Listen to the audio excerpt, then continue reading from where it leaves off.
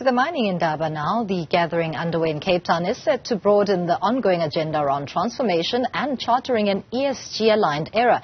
This year's event takes place under the theme Embracing Change for a Bold Future. Senior partner at Alchemy Law speaks to us about these developments. Wildu du Plessis, good morning to you. Let's first unbunk what is defined by a transformation agenda under ESG within the mining sector in current day.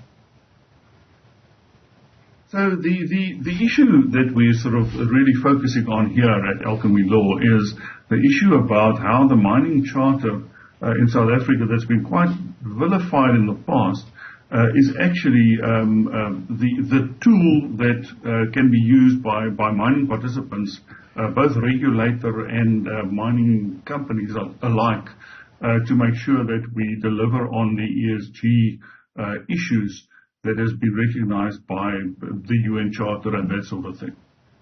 Speaking of the mining charter, a big contention was in existence in South Africa over the parity that this document represents, and getting to a level of healthy ESG that is in line with the global standards is also a contentious matter, Mr. du Plessis. And on that particular element of this discussion, how do we holistically look at this document in South Africa without comparing ourselves to the rest of the globe?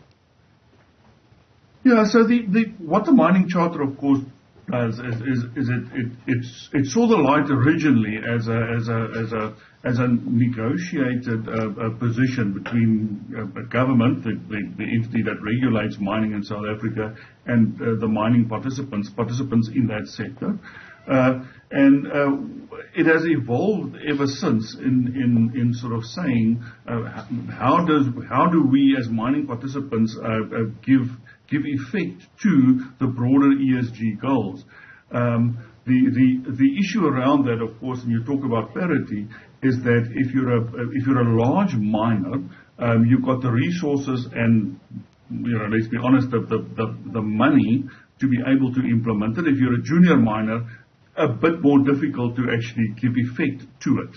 On the side of an ESG agenda, we must also then speak about how that translates into a path and a journey towards the just energy transition. South Africa being able to get to that point, how do we do so, and how much of that discussion is taking place at the current Mining Indaba? Yeah, so ESG has been a major issue in the whole mining sector over the last couple of years, and it's becoming more and more relevant. I think it's fair to say that if you don't focus on the ESG elements of the impact that mining has, it's very difficult to find financing, for instance, for any form of development. So the whole ESG focus has become more and more of an issue in South Africa and globally.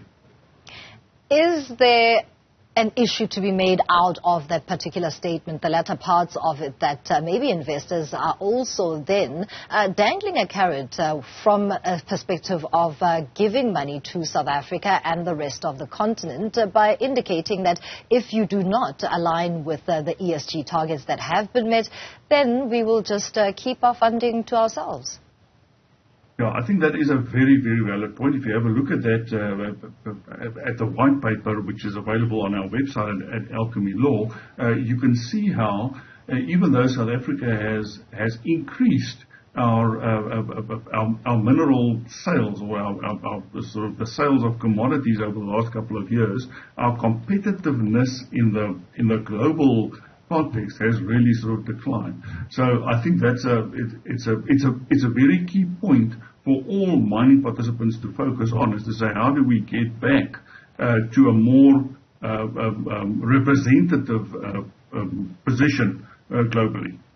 Lastly, Wildu, what do you make of the comments that came out of President Cyril Ramaphosa as well as Mineral Resources and Energy Minister Gwede Mantashe at the opening of this Indaba yesterday, basically promising global investors that the issues such as logistics as well as electricity challenges that South Africa is facing will soon be a thing of the past and making South Africa ripe for investment within the sector?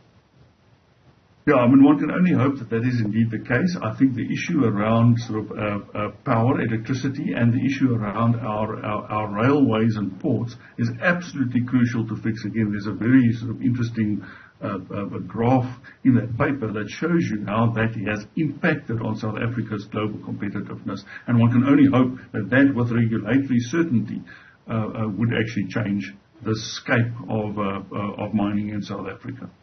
Thank you for your time. Senior partner at Alchemy Law, that's Wildu du Plessis, talking to us about developments at the ongoing Mining Indaba in Cape Town.